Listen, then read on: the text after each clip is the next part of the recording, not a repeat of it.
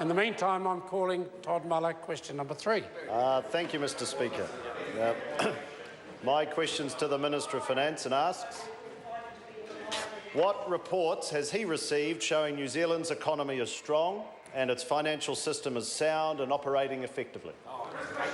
The Honourable Bill English. Mr Speaker, yesterday the Reserve Bank released its November Financial Stability Report.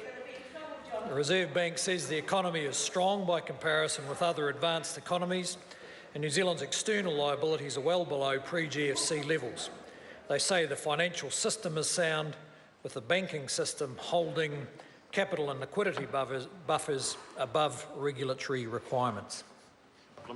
Supplementary question, Todd Muller. To the Minister, what are some of the main financial system risks that the Reserve Bank points to in its report? The Honourable Bill English. Well, Mr Speaker, we need to keep in mind the context in which the Reserve Bank is pointing out these risks. It has fundamental responsibility for the financial stability in the economy and tends to point out anything that looks like it could be a risk. So these should not be interpreted as significant risks right now to the financial system. They highlight risks they've talked about previously: the housing market, bank funding pressures and dairy sector indebtedness. For instance, in the case of the dairy sector, rising prices is taking some pressure off the small number of heavily indebted dairy farmers.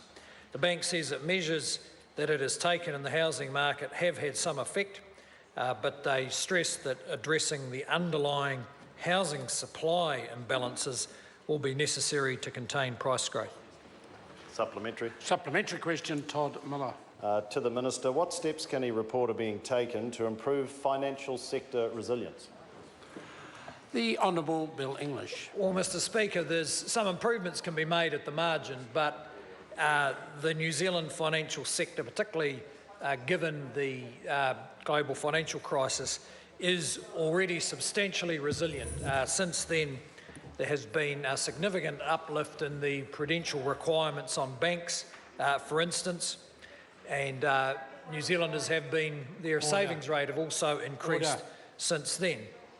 A number of steps, though, have been taken to improve resilience. The LVR rules that are recently tightened by the Reserve Bank, the capital requirements for housing investors requiring a 40% deposit, and the bank is now reviewing the capital buffer requirements on banks.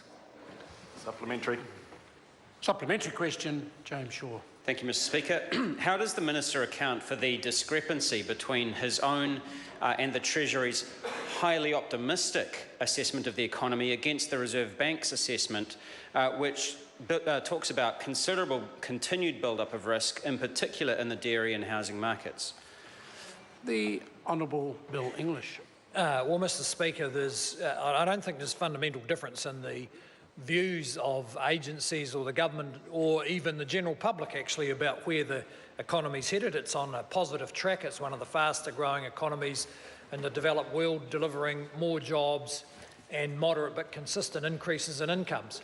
The Reserve Bank has a particular role, which is to look at anything that could turn into a risk to the financial system, and they go into that in great detail in their financial stability report, but it doesn't contradict the outlook for the economy. Supplementary. Supplementary question, Todd Muller. To the Minister, how does New Zealand's banking system compare to other advanced economies? The Honourable Bill English. Well, Mr Speaker, the Reserve Bank reports that there's a number of ways in which the banking system is performing well. The cost of bank services is below the OECD average.